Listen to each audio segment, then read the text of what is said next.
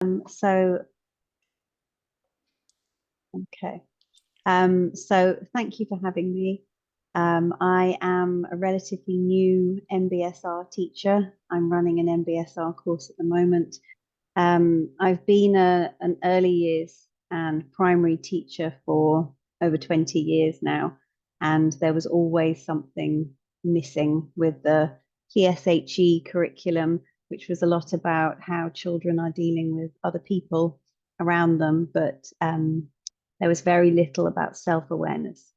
So this mindfulness for children has been something that I've been very interested in, and done quite a few courses on this now.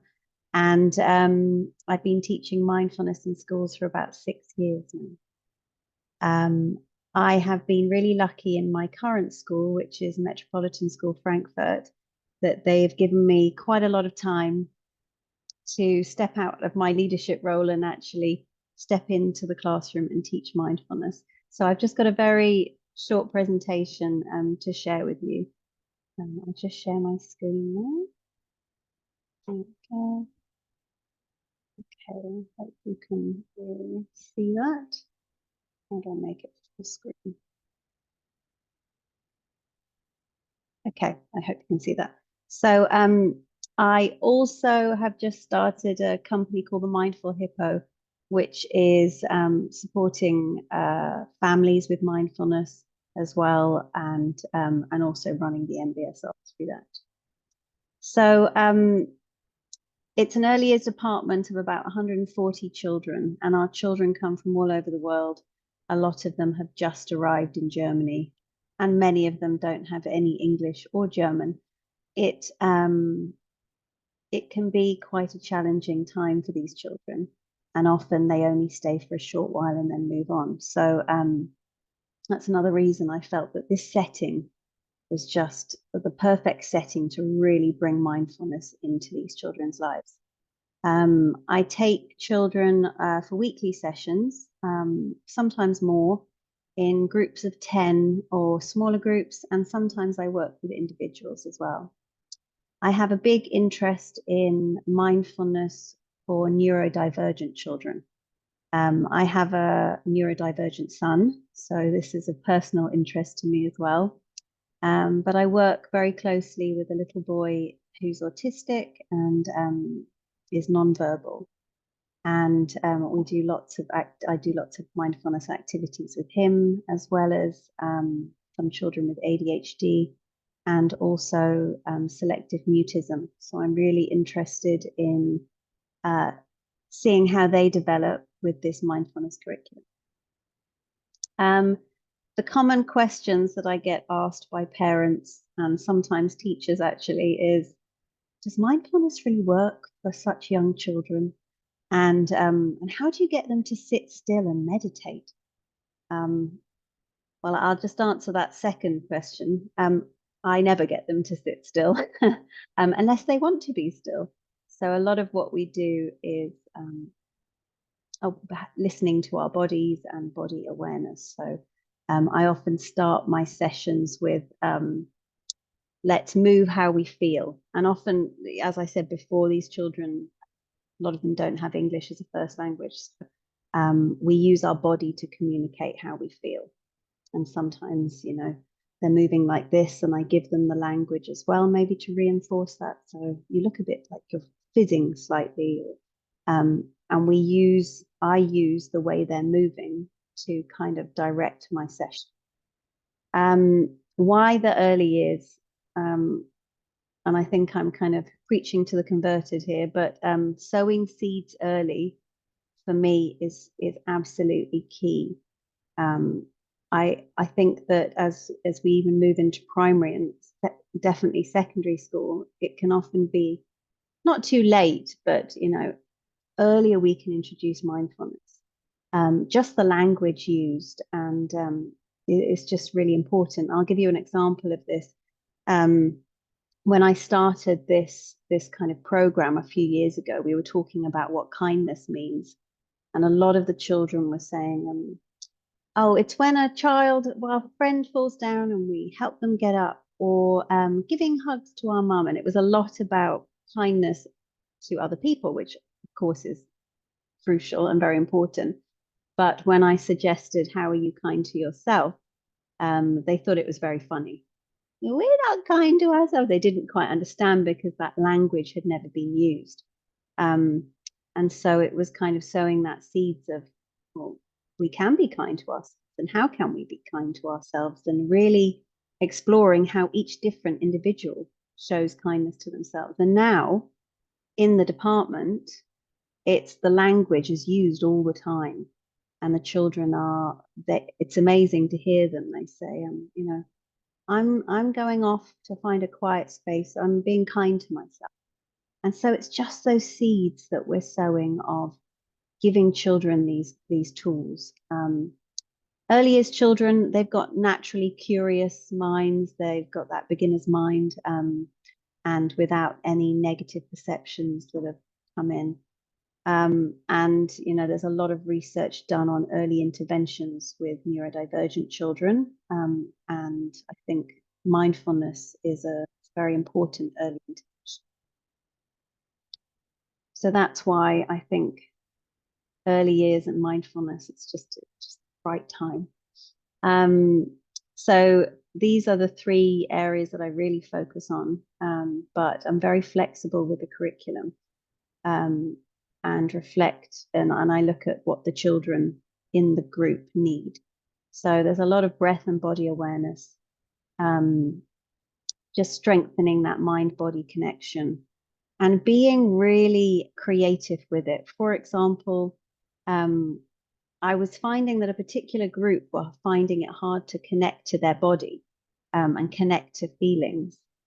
So I thought I would get a torch, and I think you can see the picture of the boy there, and he's shining the torch on his hand, and then, you know, on his shoulder and his tummy, and that, just having the light moving along, really helped him to connect to his body. And he has just come on such a long way with, when he feels anger, he's able to take his torch now and feel where he's feeling those, you know, the sensations in his body. So it's been a very powerful tool. Mindful movement is a lot of what we do is through movement. Authentically moving, communicating how they feel through their movements, helping them to listen to their bodies, tuning into their sensations. I'm whizzing through this because I know we've all got something to say. So, and the last one, self-compassion, as I mentioned before, really choosing to be kind to themselves. We talk a lot about boundaries and actually speaking up for themselves. And this is something the department is really hot on as well, is children's rights, standing up for themselves, listening to their body, and being able to communicate their boundaries. And gratitude, so dropping into how it feels in the body when it's given, when it's received, how gratitude feels when they show themselves. So something that I'm really interested in is building the community around the children. So it takes a child's community to effectively cultivate and ingrain mindfulness.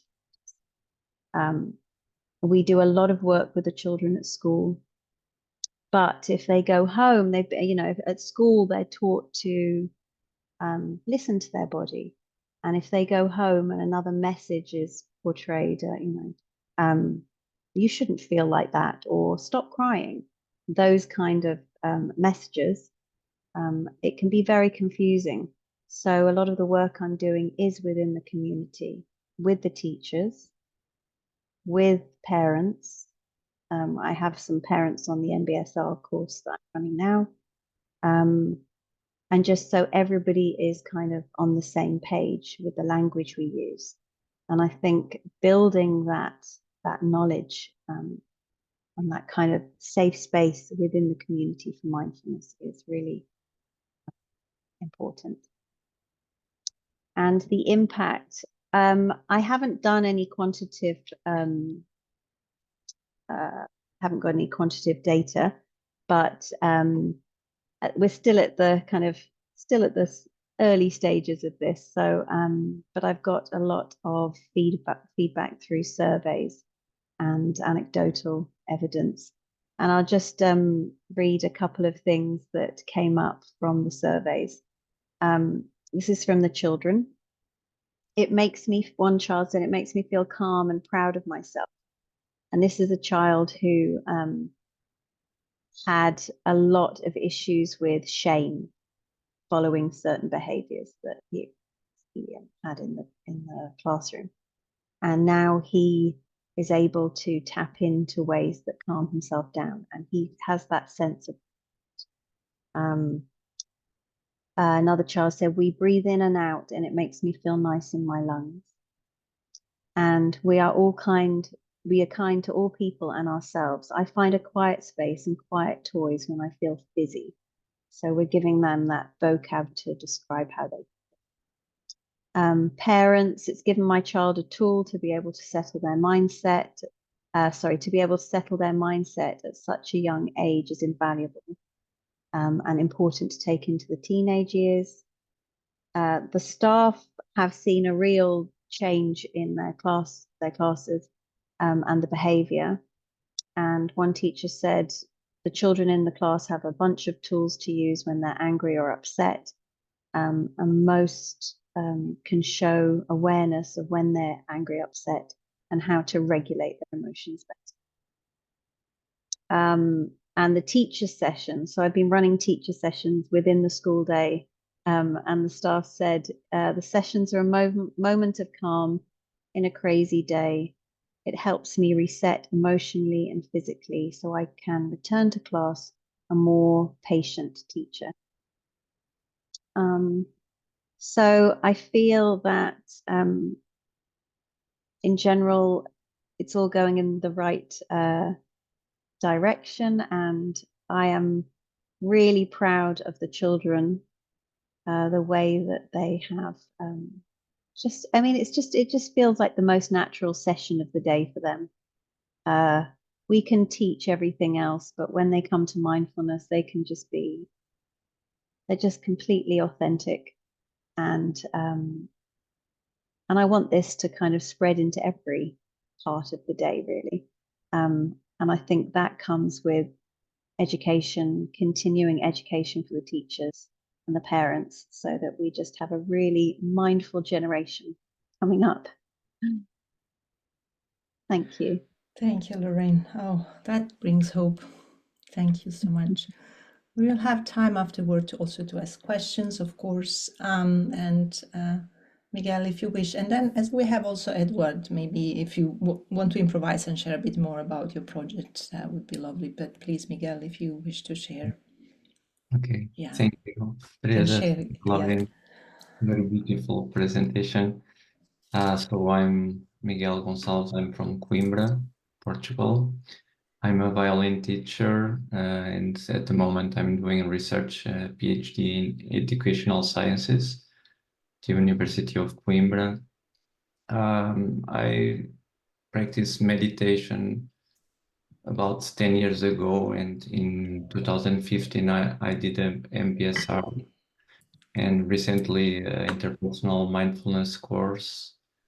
So my interest in my PhD is to bring contemplative practices into music teaching, because we have a very close and very the span of time is quite long, because we can stay with the same student for quite a long time, 8 years or more in Portugal. And so we have a very close relationship with students.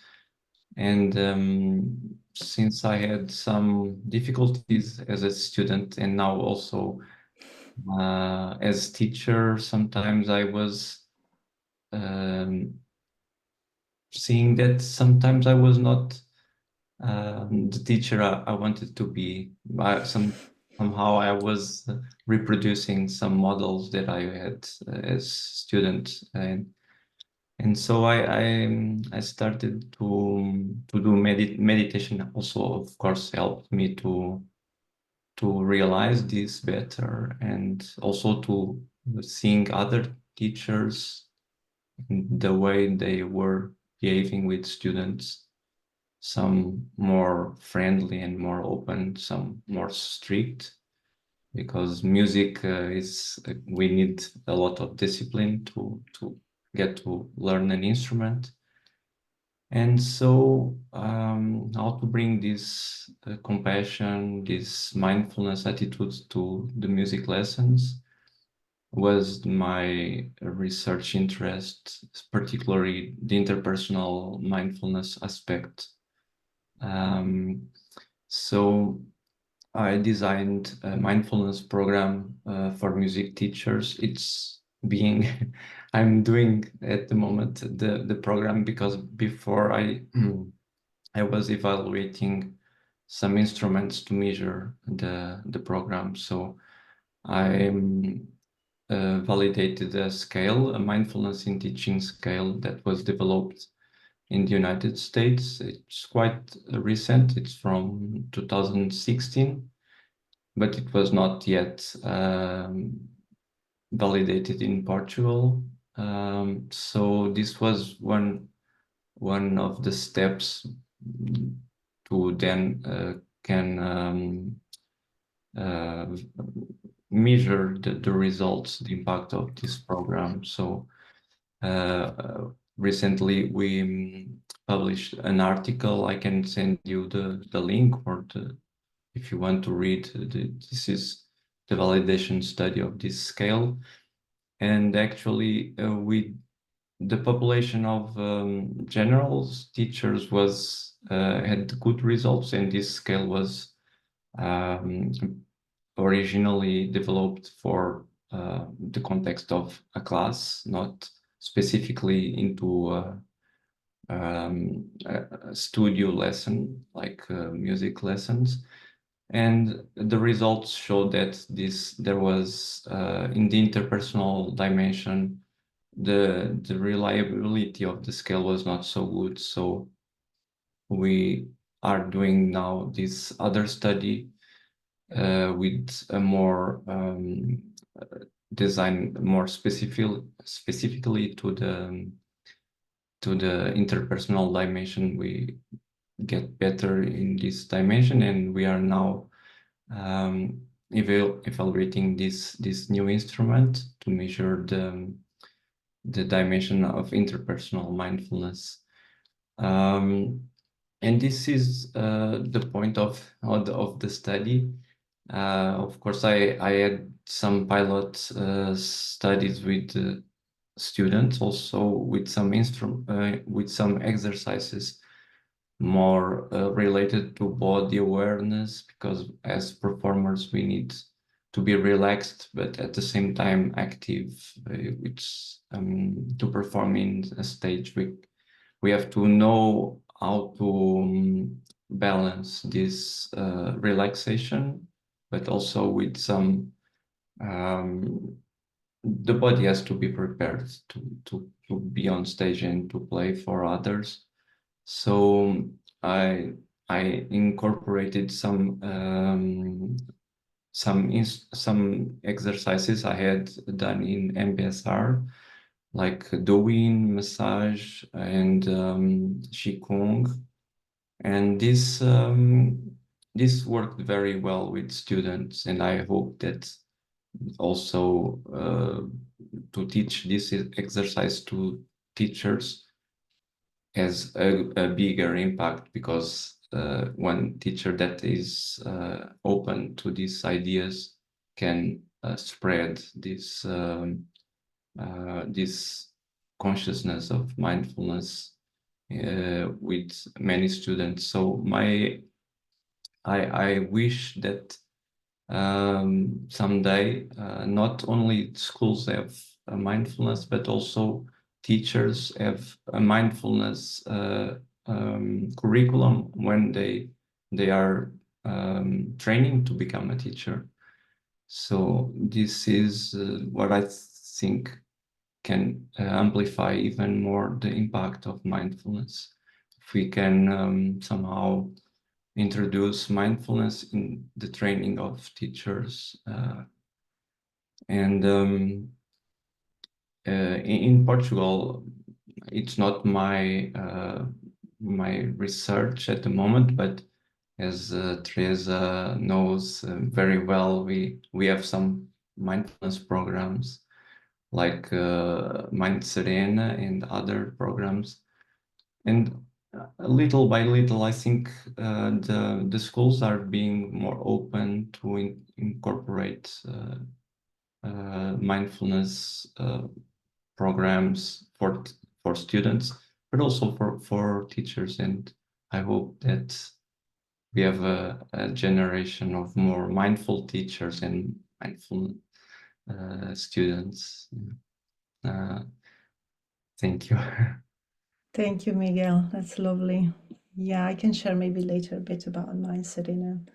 But thank you so much for the dedication everybody's bringing, Lorraine and Miguel. So I just as an open space, Edward, if you wish to share a bit more about your program in Estonia, as you seem to be also quite advanced into the field. That's absolutely a spontaneous intervention. No, I think that's great. I can share a little bit more. I'm just trying to also think like what would be interesting for people to know. But definitely, my minutes of stillness can be an inspiring example. So we haven't been very active on the international stage, but we've been doing quite a lot with almost 10 years in Estonia. And so our kind of approach, because it's a really small country with a little bit more than 1 million people living here. So actually, I would say a lot of the education institutions have some kind of contact already with, I don't know the exact percentage, but it's a significant part of the education system in Estonia, which already has some kind of experience, at least like a 1.5 hour introduction or a 1+1 day training for how to use short meditation exercises with children. So this was the kind of the first big thing that we did, that we made short exercises that can be used with from starting from kindergarten until we targeted the end of high school, but of course there are also university lecturers who started using the exercises in their work. And we really focused and we've really focused in next on working with teachers themselves, developing a 4-day, so 1+1+1+1 4-day curriculum for teachers' own mindfulness. Because a lot of things, come from the teacher themselves, and this is kind of a big place where there is a lot of need actually, and not only in our minds is the knowledge of the need, but in minds of many school administrators and education policymakers also. They see the risks for teacher burnout, and yeah, this is quite important. But and at the same time, we really focused on developing a 10-week program for teenagers, which can be used starting from 8th grade, and can also be used in high school and in vocational schools. And I think this is kind of in the whole kind of field. It feels to us like in the whole field of mindfulness, this feels to us to a little bit be the weak link. I'm now speaking like globally, just based on the most recent meta-analysis, where the results were a little bit downgraded. The kind of based on the programs in UK always not meeting the expectations that people had. Kind of the question of I think was Professor Mark Williams pointed out that the challenge was that there was that teaching the philosophy of mindfulness is not enough to achieve these kind of measurable outcomes. So you actually need to practice mindfulness, for there to be these kind of measurable outcomes. And so this study is not the randomized control trial that we did on there. This is not peer-reviewed, published, but it was published as a report, and it had like very good, very experienced. Actually, the head of the Estonian Association of Psychologists ran this study, Mr. Ken Constable. Well, he was the supervisor for the study. I should say, and what we saw was in the randomized control trial was a measurable difference in the physiobiological chemical stress in stress hormones between the control and the study group. So we actually got a very hard sort of this kind of evidence. We saw a reduction in what is in Estonian, we call it, like in medical language, it's called asthenia. This is, so I don't know how you call it actually in English. I'm translating from Estonian right now, but we're talking about tiredness which doesn't go away with resting. So that's the definition. Tiredness which doesn't go away with resting. And that's a medical term. And so we saw a reduction in tiredness, and the kind of hard kind of a tiredness in school students, and we saw a difference in the amount of exercise that we saw a difference in the impact in the amount of exercise that the students were doing. So in places where the program was implemented more diligently with the intended 13 minutes, it could actually, I would say that ideally we would have had even a little bit more per day exercises, but per school day, 13 minutes of exercises done in 3 parts, ideally. So I mean, actually they were still missing the teachers, like sometimes not doing the exercises, because these were subject teachers who had received training and they were using the audios or guiding themselves. So the exercises were starting from like 2-3 minute pause, and then so ideally 2-3 minute pauses, and a longer exercise of maybe 5 and 6 minutes a day. And so if they were doing it more diligently, not 11 but 13 minutes, then also a reduction in anxiety symptoms. So also a reduction in anxiety.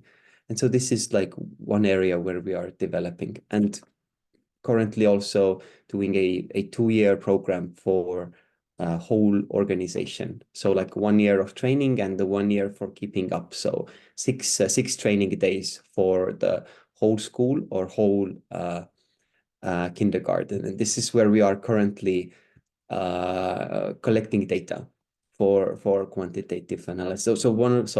So I think one of our weaknesses can be that we're doing a lot, so we haven't, for example, had like maybe so much time to be in contact with other organizations.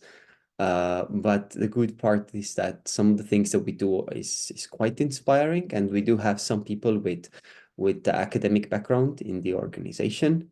And so we've been able to kind of either through our own resources or with the help from the government, we have been able to do some quantitative testing also. And basically we have currently 2 quantitative tests in the works for the whole organization and for the teachers program in specific. So collecting data. I think I'll move to Estonia. so inspiring. I mean, 1 million of people, and it's quite quickly done. Thank you so much as well for your dedication and the competence as well, and all these skills. Quite inspiring. Yeah.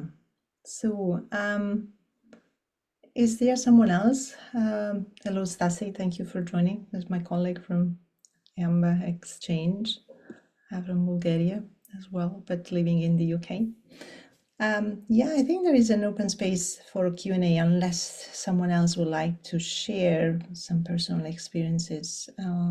But it's really the space is open to ask any question, and how maybe the members here could help each other and support each other. Yeah.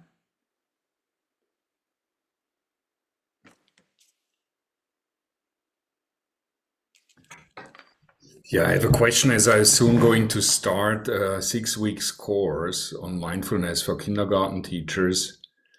And for me, the big question is, how can I motivate them to do the practice at home? I'm not sure how many of them already meditate, and I know how hard it can sometimes be to have a daily practice until you really reap the benefits and taste the fruits. So any ideas about objections they might have, how to overcome them and how to motivate them so they start the practice?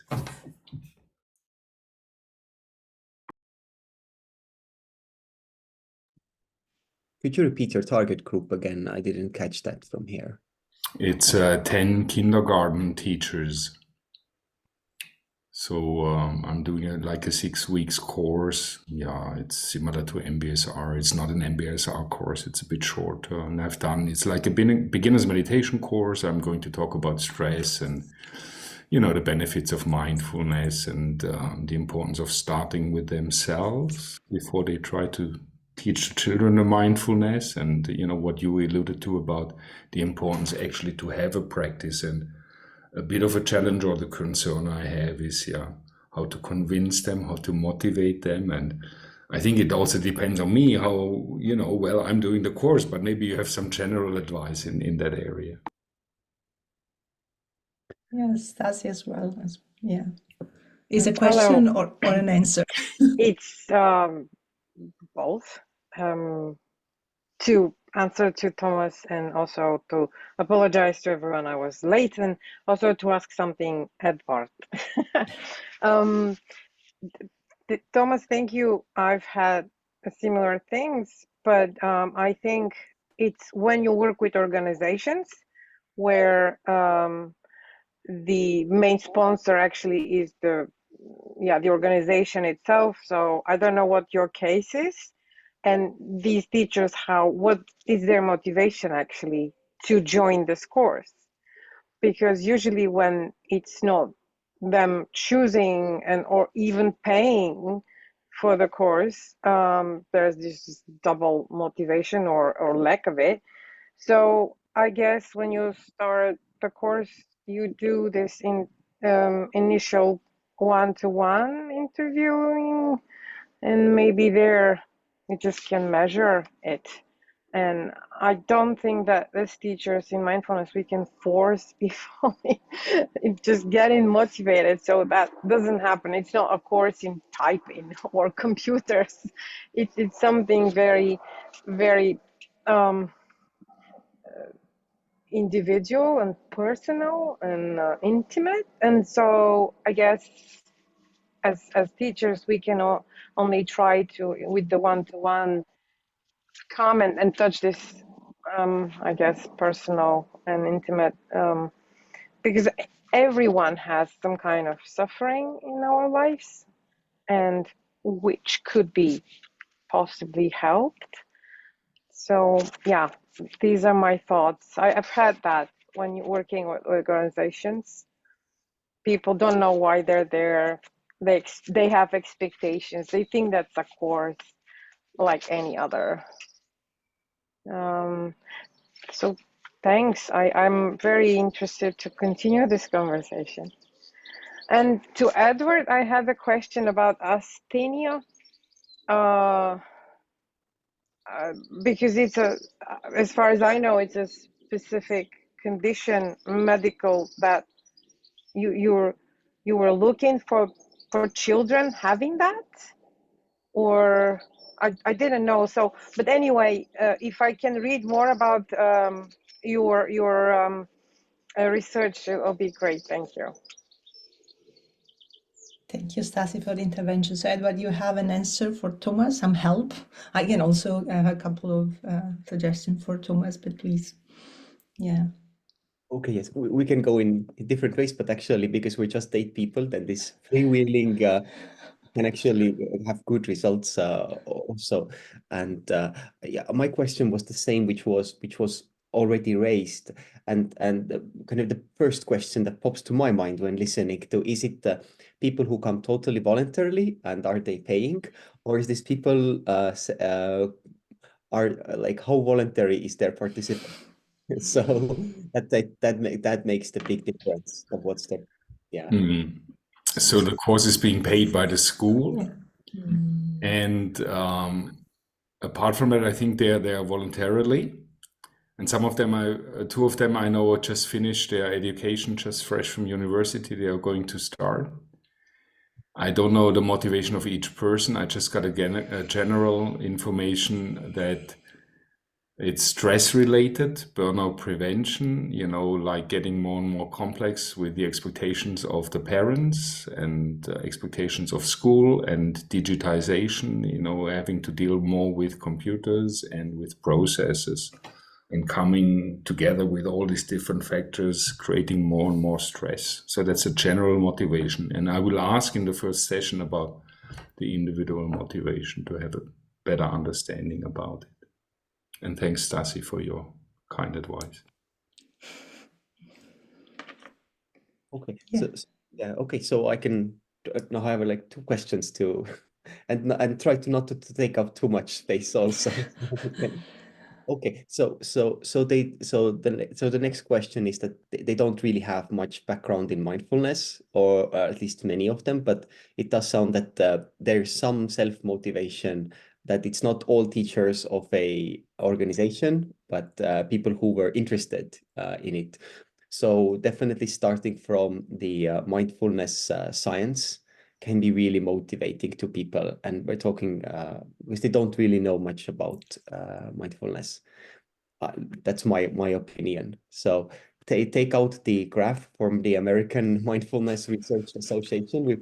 Most of, I think, maybe most or many have seen it, where you can see the number of research articles per year, how it like shoot up really fast since the first iPhone came around in 2008. I've seen the first iPhone marked down in there. Yeah, and it's really good to talk about what are the potential, like the image that came to my mind was from a class with students, with school students, and I made a list beforehand asking, so who would like to sleep better, for example, and make this list, and so because they might not be able to make all the connections, but you can make a list, and kind of start with this, and then ask maybe even the whole group to raise their hands and note down then what are the keywords most important for people in this. So you can see, okay, or if it's 10, then you can actually even just make the A4 paper and the names on there, and mark like the sleep word, the S, for everyone who marked down S. So this is, so sorry that this is like, but this is one method of many that you can use, for example. And then maybe they can more deeply describe more open-ended answers, either individually or in group, describe their motivations really, for and of course make sure that that this is not, it's not guaranteed that this course will help with everything, that these are the potential benefits, and then you can switch the responsibility as like one of my mindfulness teachers, Leena Pennanen from Finland, would do. That of course I can't check how much you are doing the homework in the MBSR trainers training, but the kind of the results, that they will depend a lot on how much you practice it. It's not enough to do the philosophy. This is great. It's a good starting point, but it is a practice. So maybe this gave you this was now I don't know, really didactical already. some ideas for how to do this. I really like it. That's useful. Thanks a lot, Edward. Yeah, and it's a snowball effect. What I can also add to that, people do not invest time in things that they don't value. So on the side of what I want to improve is sleep, and why is that valuable? Because it's just like maybe I have a better time with my partner, with my kids. So that there must be a motivation, and the underlying force is the value that they have because they have a better sleep. And yes, what Edward said, repetition is not rocket science. It's just like if you want to become a good football player, do you think that one time per year is that sufficient? No. So it's an exercise somehow. But the motivation is also the care, and not because you have to become a good soccer player. It's just because you wish maybe to become more supportive for your family. These are big values for people, and then the motivation comes with. My suggestion, because it's not 1979 when MBSR was created. Today people have really less time is reality, and we put 40 minutes of practice. That is a no right away. So starting with little things so that the practice can become part of the texture of their life. Starting with a 3 minutes breathing space as a wake up, noticing the body. So that is not receiving from the beginning that kind of no way. It's too hard to put 30 minutes of practice in their daily life.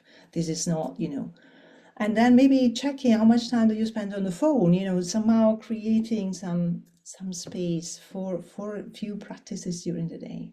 Starting little steps, but values are an essential component to sustain the practice. Thank you so much. Yeah. Thanks, Teresa. And I think, Lauren, you wanted to add something as well. Yeah. Thank you. Thank you for listening. Yeah, I think lots of great ideas there as well. Just something to add about cultivating this kind of feeling of openness and trust within the group, so that after week one, being completely open and honest and saying, well, actually, I found it really hard, and I only, giving people that confidence, say, well, I felt like I only did it 3 times, and then maybe inquiring into that. So maybe we could explore this resistance, or we can explore this. Either we can chat about logistics, how we can get it into our lives more easily.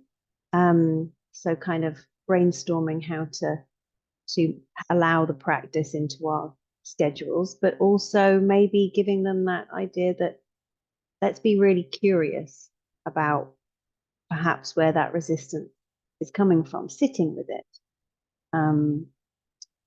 But I think the first thing is to really cultivate that trust within the group, that openness, that nobody's going to be shamed if they haven't done the practice every day. That it's a safe space. That's what I wanted to add. Thank you so much. Are there any other questions maybe?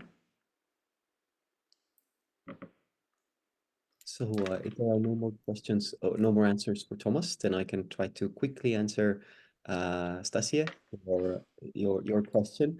We used a we didn't talk about we didn't aim for any any specific risk group, but the course has mostly been done with the whole school class. So we are aiming for a universal intervention. So where everybody can, so that we can reach everybody. And we used a validated emotional well-being questionnaire used a lot by Estonian psychologists. And that's one of the, I think maybe one of the 6 dimensions there. And it's exhaustion would be maybe the best word in Estonian, but we're talking about tiredness, which doesn't go away when, and yes. So not the medical definition, not the medical diagnosis. Yes, but the dimension on the psychometric metric scale. And what I can share with you is that because we started the program, we did it in autumn, then the chemical stress level in the body, the physiological stress as measured by it was a complex kind of different stress hormones, not only cortisol. We could actually see how the physiological stress level was rising in school students in the 8th grade as they progressed from the start of the school year on. So I'll search for a link in Estonian. You can automatically translate, so which is kind of the public information. I'll put it in the chat sometime during the meeting.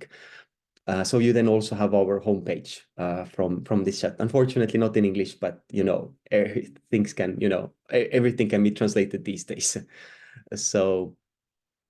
Yes, so we actually, so the difference is, so it is a significant difference in how they were changing the speeds of and yes of the level of stress. So this is kind of the change was different depending on which stress hormone was measured. Yes. Thank you so much. Other questions, Theodora or Gay or Miguel?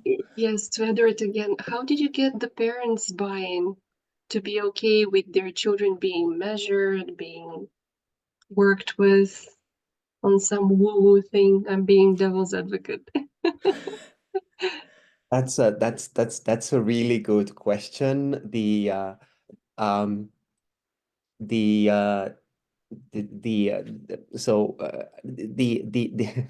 the answer is that the research was funded by the Ministry of Education and Science, conducted by the oldest and best ranked university in Estonia, and then our Chancellor of Justice. We have an independent ombudsman for children and general, also had to address an complaint by well, this was, I don't want to label, but from a Jehovah Witness, specifically Jehovah Witness parent. But yes, so our government fundamental rights and children's rights independent constitutional office also based on the complaint issued an opinion that this is not a religious right, not a religious teaching of religious philosophy, or doing religious rites, religious practices, and that this is a universal thing, and that it is connected directly with aims stated in the school curriculum. So we actually kind of in terms of and this touches kind of also on the voluntary part a little bit. So of course we actually didn't make the students do an exercise if they kind of really didn't want to. They could just sit quietly and just be in the classroom. But I can't rule out if maybe in some school, because this was done in about 10 schools, maybe in some place some student was allowed to not participate in the course also. But generally you know, we aimed for a universal intervention, and we were able to do it in a way that was acceptable. And of course, the language that we use has to be very, you know, very science-based. It's like in some ways, or like not dehumanizingly science-based, but that we do share things in that way, that we, yeah, that it is both human and also using the scientific language. So these were the first things that came to my mind listening to what you said. I think that sometimes the biggest question, in some contexts, this is the first question, and the kind of the next question can be if there are some diagnoses where a mindfulness intervention might not be okay. And this is kind of the risk that if you do a universal intervention where you take a whole school class, then that's kind of the next question probably, which can be answered like in maybe different ways. So thank you. Yeah, I was writing an article about, sorry, thank you, Theodora. I was writing now an article about trauma sensitivity, which because, you know, is very trendy right now, and maybe overused as well, the word trauma. Yeah, the cautions we need. But I would like to ask, Edward, so Estonia is very close to Finland. Do you have the same school system like in Finland, which is by now, you know, the most auspicious kind of school system, like with, you know, short working time and so on, or do you have a different structure? oh, that's a good question. So everybody know Finnish education system? More or less, yeah. It's very, you know, everybody is a model for the universe somehow. We should follow the Finland model, the Finnish model, yeah. So I'd say I'd say the Estonian system is not so progressive as Finnish system. There is homework is a thing in Estonia. It's a big thing, and the education is still delivered subject based. So not this project based approach used a lot in Finland in very many ages and very many subjects. So in that sense, much more traditional. But of course, you can always, you can always use as an inspiration point that that this is a really popular, like in a way, it's a really popular thing in Estonia, because we've done it in, well, definitely like 100 schools and kindergartens, even more, the trainings over the years. And it's a very small country of 1 million. And the school education level is pretty strong in hard skills. So as Estonian school education, as Finland, scores very well in the PISA testing. Actually, Estonia's school education scores the best in Europe in all PISA testing areas, in math, in reading, in science.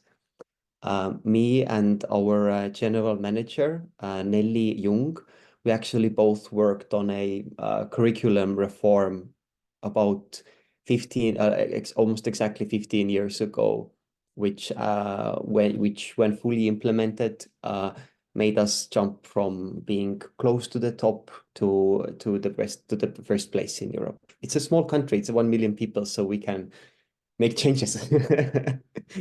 Yeah. Wow, so inspiring.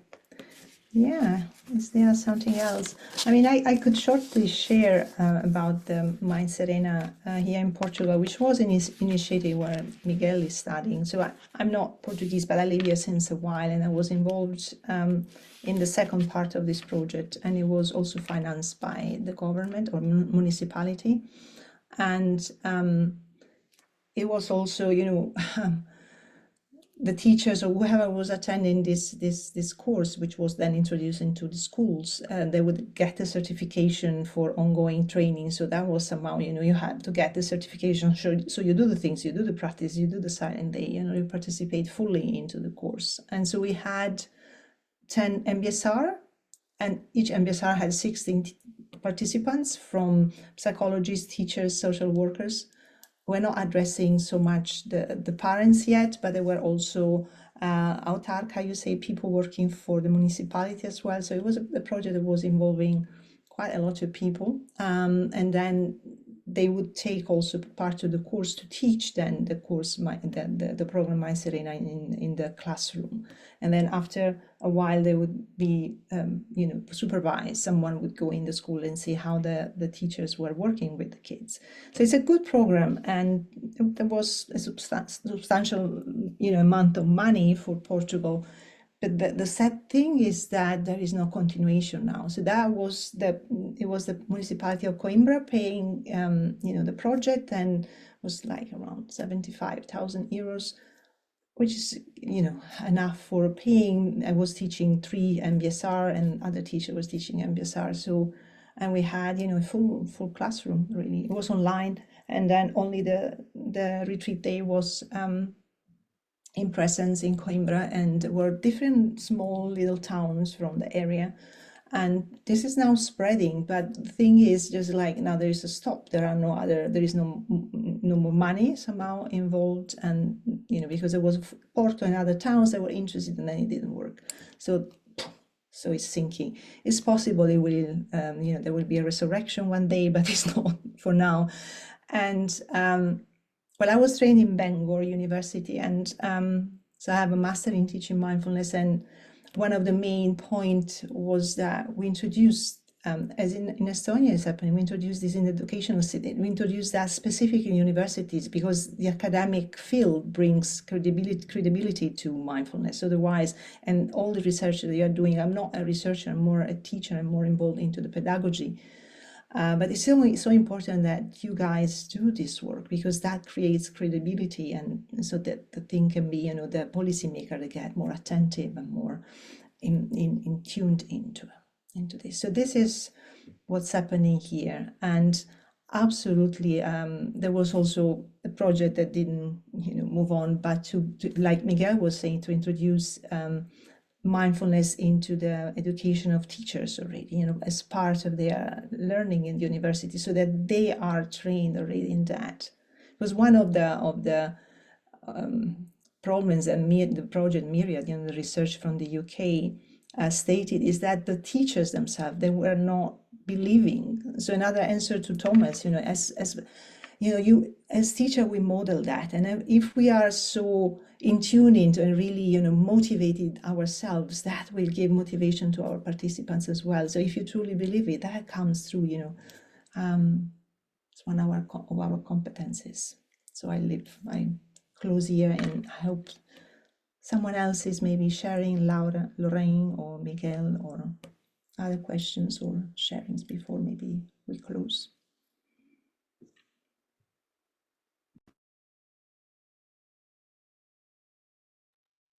Yeah, I just had a question for Lauren, because I was really interested in what she said about the importance of parents. It's all very well teaching mindfulness in schools, and if they go home and they don't have or what they've learned in school is they hear something different at home. And I was saying in the beginning in my introduction that one of my participants is trained to teach children mindfulness, but not for the moment. It's not within the schools, because it's really interesting hearing you all talk about what's happening in your country. And I think I'm going to move to Estonia if it's not Finland, or advise my daughter to move there with her son. I mean, France is a lovely country. It's very beautiful, but sometimes I feel it's got to drag it in some direction sometimes.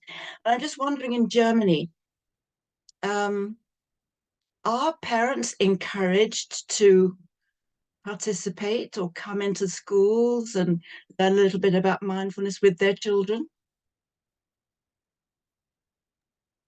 Yes, so well, I'm not sure about the general schools, but in the school I'm working at, which is an international school, we very much encourage parents to be part of their lessons. So we have some sessions where parents come in and join.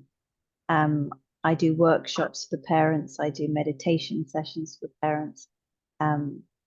And so yes, we very much encourage the parents to be part of this. Because as I said, you know, the more that parents are involved, the more these mindfulness practices can really be ingrained in these children's lives. So, but is it a special school? It's an international school. Do you know anything about the state schools? The state schools, as far as I know, because I've got some friends whose children go to the local schools, and I don't think there is a mindfulness curriculum or going on.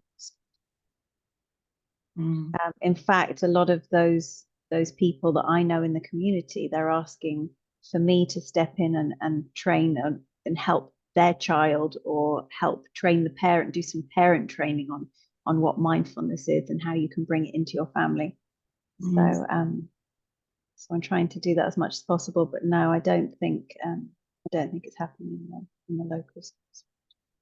Because this is what my participant was discussing with me, and she was saying that she would really like to not only teach the children, but obviously the parents as well. And she was asking me if I'd be interested in this summer, sort of, now the weather's nice, creating some activities outside, which will be mindful activities, where the children and the parents come together, even if it's just a walk in the forest or something like that, and so I'm quite excited about sort of seeing where that goes, because I don't really think that's going to happen in schools quite yet in France. So, but I think that's really important. Yeah, thank you, Karen. In fact, one thing that my school are quite keen to do, I don't know what you all think about this, but to run the MBSR for the IB students, so like the 17 and 18-year-olds with their parents, offering it as a child parent activity. I spoke to my supervisor about this, and he thought it was a very good idea. I'm just wondering, what are your thoughts on having 17 and 18-year-olds doing the MBSR with their parents? That's courageous, I would say. I can't imagine myself with 17, 18 being, so talking about my intimate things with my parents. I don't know, that's me, but yeah, it's a great idea, but my goodness, yeah. I have 17 and 20-year-olds girls who know what I do. They don't want to engage with me with anything. Even, I mean, they know that I teach other people. They just don't want to hear about this. What I'm thinking, you're very right here. If there is no systematic approach to family as well, parent, teachers, and the child, so it's not consistent, the work that we do. So I think there are ways. I would think more like parent groups by themselves, where parents can freely share. And also the 17, 18-year-olds are, they could join as well. They can do their own groups, but what is important for them, they listen more their own peers. So if one of them is more like energized and enthusiastic, they could be the teacher actually, in a way. I'm not sure how this could be happening, but I think psychologically I guess it's easier.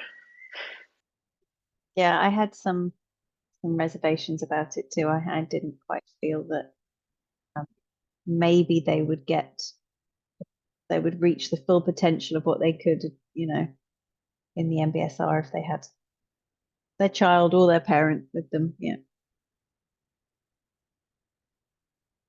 Thank you, Lorraine.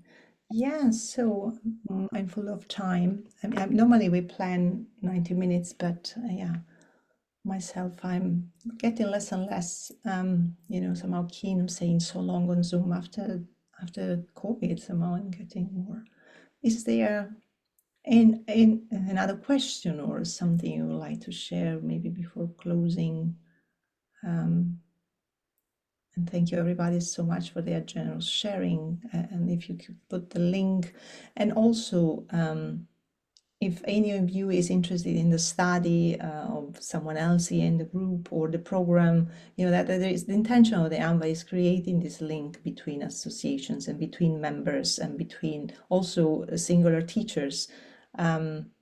Because Thomas, you said you're a young teacher, so for sure it's great to have this support from people maybe that are more experienced. And so please, raise your hand if you wish somehow to receive a direct connection to someone here in the group to just, implement.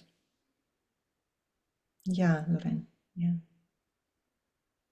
So maybe as the AMBA, we can create minutes of stillness. Thank you. Oh my God, thank you so much.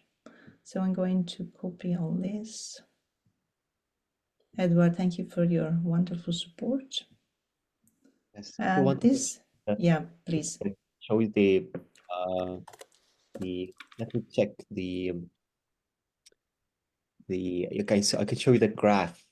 This might be inspiring for people. So I think it's this one now. So here, this is in Estonia, but here you can see this is one of the hormones that were measured, and this is 9th and 8th grade students. It's a pretty big group actually. Well, it was a pretty big research, but and a selective representative selection of the students. And here you can see the control is rising as the school year is continuing. So this is normal Estonian school students in our highly regarded high PISA test results. They are actually the PISA test group, 15-year-old that you're seeing here right now. Again, you can see the control is rising as the autumn is progressing. They started sometime in September with the course, and it's 10 weeks. So the 0 week and the 11 weeks. So early autumn and late autumn, close to the so you can see the actual stress level here in the orange, and that was the control group is the is the blue greenish color here. So Wonderful. yeah. Wonderful. Thank you so much. So thank you for sharing your contact, and maybe I would suggest to copy before we close Zoom. I don't know, also Miguel, if you wish to share your link from your publication, that might be a good exchange.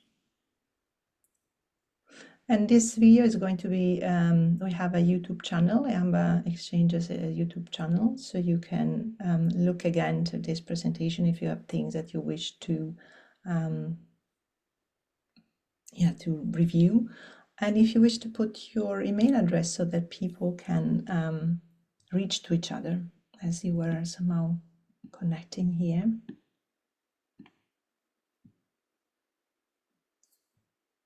And you can always write an email to AMBA.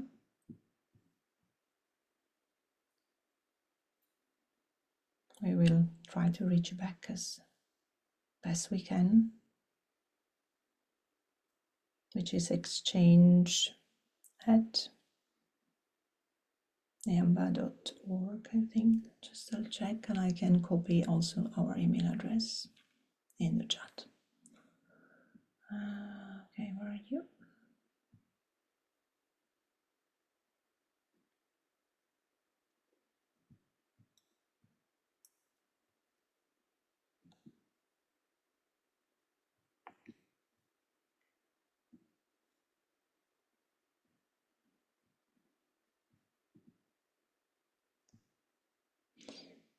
Yeah, exchange@theamba.net.